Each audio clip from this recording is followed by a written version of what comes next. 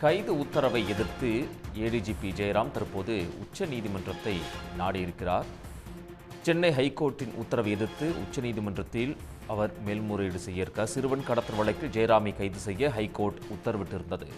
High court உத்தரவை அடுத்து கைது செய்யப்பட்ட ஏடிஜிபி ஜெயராம் சஸ்பெண்ட் செய்யப்பட்டிருந்தார். அதனைத் தொடர்ந்து இப்போது அவர் உச்சநீதிமன்றத்தை நாடியிருக்கிறார். காதல் திருமண விவகாரத்தில் சிறுவன் கடத்தப்பட்ட வழக்கில் ஜெயராம் கைது செய்யப்பட்டிருக்கிறார். சென்னை ஹைகோர்ட்டின் உத்தரவை எதிர்த்து உச்சநீதிமன்றத்தை ஏடிஜிபி ஜெயராம் நாடியிருக்கிறார். அண்மை செய்தியாக பார்த்து வருகிறோம். சிறுவன் கடத்தல் வழக்கில் ஜெயராமை கைது செய்ய ஹைகோர்ட் உத்தரவிட்டிருந்த நிலையில் அவர் தொடர்ந்து கைதும் செய்யப்பட்டார்.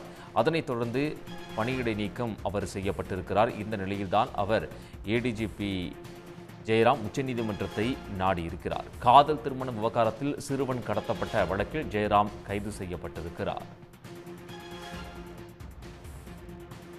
மேலும் விவரங்களை வழங்குவதற்காக செய்தியாளர் லோகநாதன் இணைகிறார். லோகநாதன், விவரங்கள். திருவள்ளூர் அருகே காதல் திருமணம் செய்த இளைஞருடைய தம்பியை கடத்திய வழக்கில் ஏடிஜிபி ஜெயராமன் கார் பயன்படுத்தப்பட்டதால் அவரை நேற்றைய தினம் உயர்நீதிமன்றத்தில் ஆஜர்படுத்த சொல்லி வேல்முருகன் உத்தரவிட்டிருந்த நிலையில் நேற்று ஆஜராகியிருந்தார்.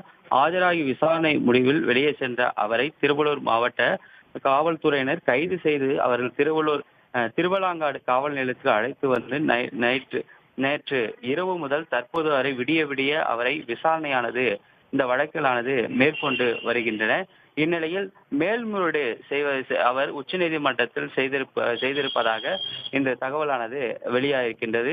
இவர் மீது 3 பிரிவின் கீழ் நேற்றையானது வழக்கு பதிவு செய்யப்பட்டு டிஎஸ்பி தமிழரசி தொடர்ச்சியாக அவரிடம் 13 மணி நேரமாக துருவி விசாரணையானது மேற்கொண்டிருந்தார்.